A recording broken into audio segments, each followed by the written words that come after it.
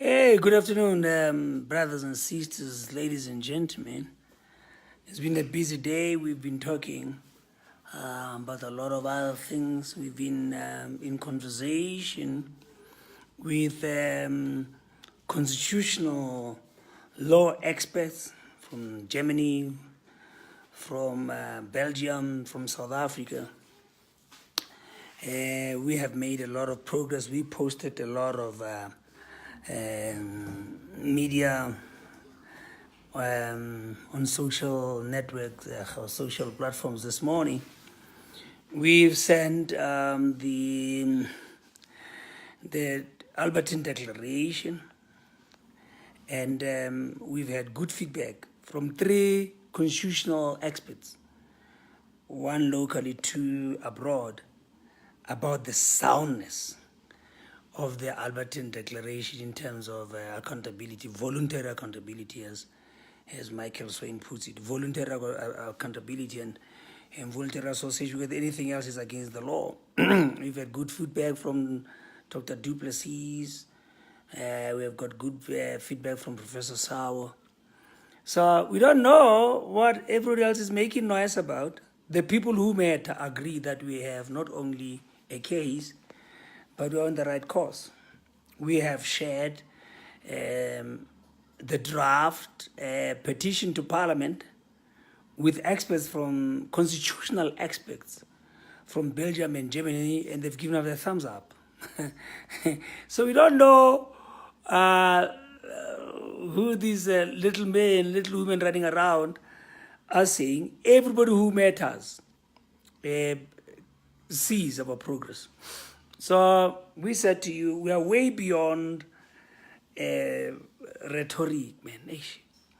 Talk and talk. You know, one thing that used to turn me off with South Africa, I used to tell my wife in the olden days, was so many talk shows. Hey, we over talk and underact. We are way beyond debate. We are on a tight course. And as you said to you yesterday, we are not speculating. There are speculators. There are people like the Civil Rights Commission who have an illegal, an unconstitutional, a criminal proposal on the table. And we have consulted, and we continue to consult, and everybody else who met us, constitutional and legal minds and academics around the world now, agree that we have a case, we're on the right course. I had a very interesting conversation with Michael Swain online from Freedom of Religion South Africa. I thought there's something we don't see. So I asked for Mike's legal opinion on the issue of self-regulation. we have perused, we have more than perused, we studied the Civil Rights Commission's suggestion, proposal. And I'll say, Mike, I don't see self-regulation anyway here. The Civil Rights Commission are very clear on their intention. As a state institution, they want to preside over a framework that regulates religion. So basically, they are proposing a state-controlled religious sector. Nothing about what I said at other places about self-regulation. Government, the state is not suggesting self-regulation. I said from the beginning, the biggest problem was we had a gang of theologians, that is if they were theologians, trying to argue out legal and constitutional issues. And they have no political perspective, they have no legal perspective. They can't even have a constitutional context of issues. And they naively think that we talk about the elders and the deacons taking care of everyone else. These guys in the naivety, the pro-regulation group, they have in their mind a sort of a fraternal. They think of a fraternal.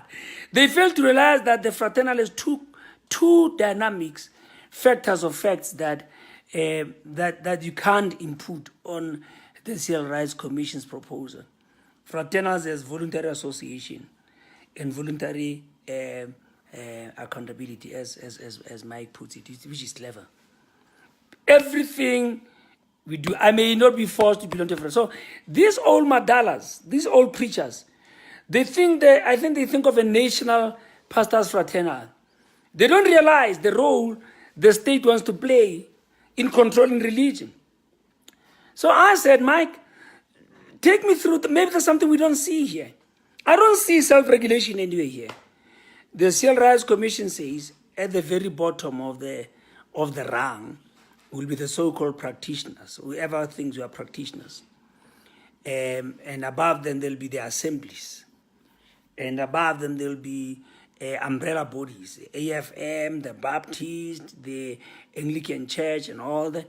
But above them, there'll be an interfaith peer review. That means the peer review proposed by Civil Rights Commission and endorsed by the pro-regulation cronies says the AFM will account to an interfaith peer review committee. The Lutherans will account to a peer review committee. That means it does not matter what umbrella body you belong to.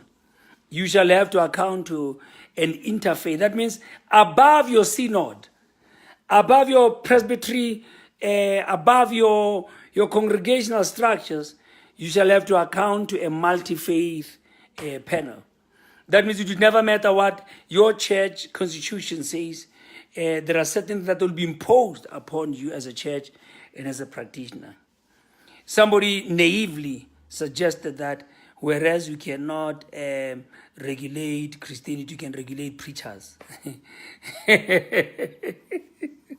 A preacher is part of a Christian community. There can be no law. These guys are naive. There can be no law that regulates a preacher but does not regulate Christian living. Now, I heard somebody naively says, is the preacher's behavior that should be... How do you regulate someone's behavior? That means they're going to tell me how many times as a pastor I should kiss my wife, and how many times we should make love, and how many children we should have. How do you regulate a preacher's behavior as suggested by somebody? We should stick to our professions, man, and stop meddling with things that are far above us. Regulate Christian preacher's behavior. A preacher is a Christian. If you're saying to me, the law can regulate a preacher's behavior, I'm a behavioral scientist, man. Behavior is so subjective, you know. How do you regulate people's behavior? Attitudes and perspective, and how do you regulate that? Stick to your lane. Everybody, please stick to your lane.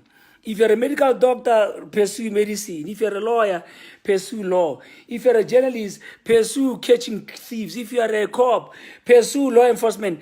Don't meddle in issues because you turn ridiculous and you sell yourself so cheaply that people struggle to respect you beyond a particular point.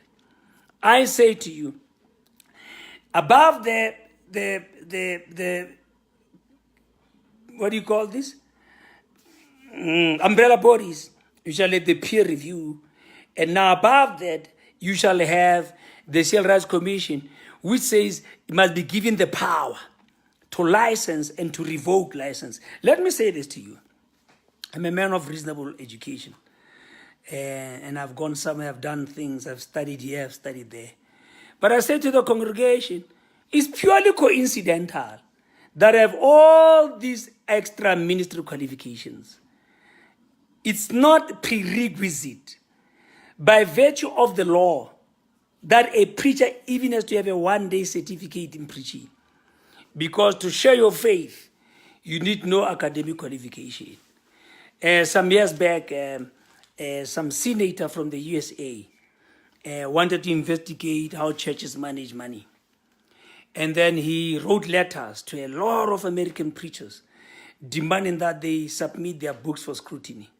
And they said to them, we are under no legal obligation to do so. And he made noise. He ranted and raved. Labeling people does not change the facts. They were under no legal obligation to disclose their books. Now, you can never even begin to build into your thinking mechanisms to impose regulations that are illegal. Right now, you can't come into a school and say, Pastor, please show us what certificate you had to teach, because there is no constitutional and there is no theological demand on any preacher to spend one day at seminary to lead people. So you're running around and saying that man is running a church without a theology diploma. It's stupid, because it's not a requirement. Right now, many people don't realize that in South Africa, it's not even a requirement that a church registers as an NGO. There is no legal requirement. Now, when you come to me to a church and say, look, show us your NGO certificate, you are stupid. You are naive. You are an idiot. Because there is no requirement on us to register a body. Somebody says, but then it's not law. I said to you 2 days ago, yesterday, every suggestion the Civil Rights Commission has on the table is subject to the law changing. Right now, we are under no obligation to submit ourselves. I laughed when they called churches in 2015. We want your papers. We want your book. There was no such legal requirement. And that is why Chris Oyakhilome showed them the holy middle finger. He told them, you can't touch me. They tried to drag Chris Oyakhilome before the courts, and he told them to go to hell, and they could do nothing. Don't be naive. One day we will bemoan the fact that we never stood and fought for religious freedom. Right now, whatever you are thinking, don't think for Civil Rights Commission. There at Alberton, we did something that nobody expected us to. I don't know who didn't hear. They say they didn't hear. We showed you a timeline. This is what happened since the Civil Rights Commission went on an investigation. And this is what happened, the last event on the 25th of February in Pretoria. We outlined all that. Thereafter, we said, this is what they proposed. We went point by point through the proposition. And we said, and here is what the experts said. We quoted the report from Freedom of Religion South Africa, from the International Relations, Religious, whatever. We quoted Professor Sao, we quoted Dr. Duplessis, we quoted United Nations conventions, and we quoted all the laws that tell you what they're asking for is madness. And we lastly said, and this is ours. I don't know, but people claim not to have heard, unless they came there with preconceived ideas. But we're way beyond that. And after that, we presented to you a simple 5-point plan strategy. We're going to petition God on this matter. We're going to pray. This is spiritual warfare. We're going to petition Parliament. The petition is ready right now. When I end this conversation, we've had legal input from abroad on the soundness of the petition. I'm just effecting the changes, putting it on a prescribed parliamentary form. We're sending it through. We said we're going to petition the Minister of Cogda, and we're going to be courteous enough to send a copy of a petition to the Civil Rights Commission. We said another point of our strategy is the media has hyped people up without developing context of the problems. And we have said we are going to do a media release. And we said the last thing we're going to do is we are going to embark on a roadshow to let the church know what they're letting themselves into. Now we are on board. All our plans are on board. People are praying. We are praying. We have WhatsApp groups praying every day. If you want to be involved in our prayer list, just give us your name. We put you in any WhatsApp group. My number is 079-695-8908. 079-695-8908. If you want to join the prayer brigade, do so. 2, the petition for Parliament is ready. 3, we've made contact with the Minister's office. 4, we are almost done with our media release. 5, we published a survey, an awareness survey, which is online. If you have not participated in the survey, let us know.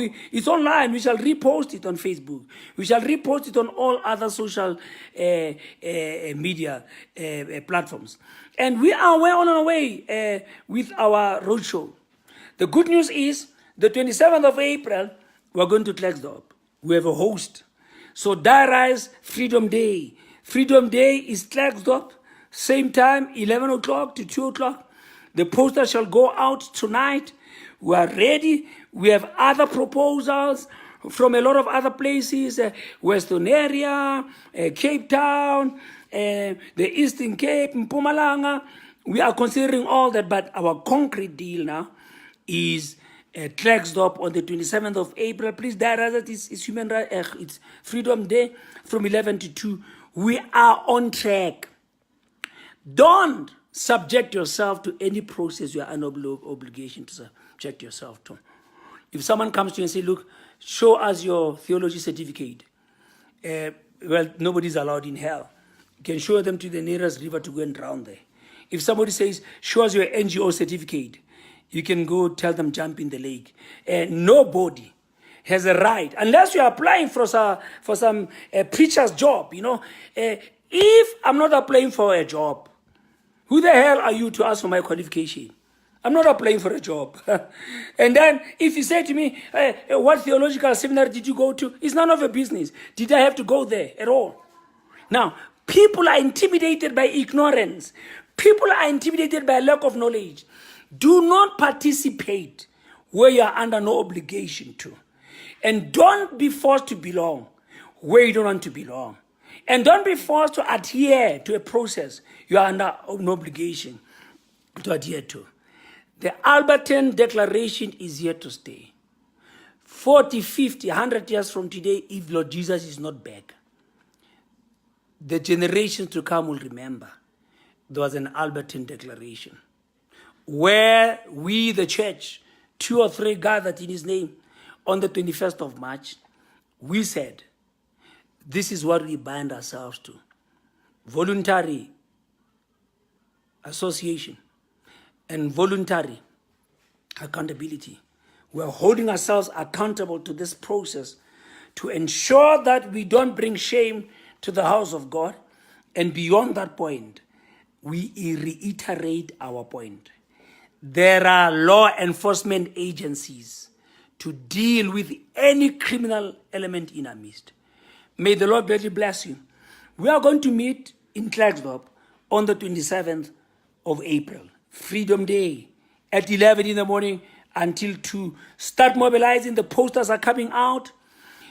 Start praying. We are going to set up the same prayer structures. Forward we are going. We are a wind that cannot be restrained because we shout with one voice, no to the regulation of religion. On this one we are resolute. From your brother in the Lord, in the name of the Lord Jesus. Amen.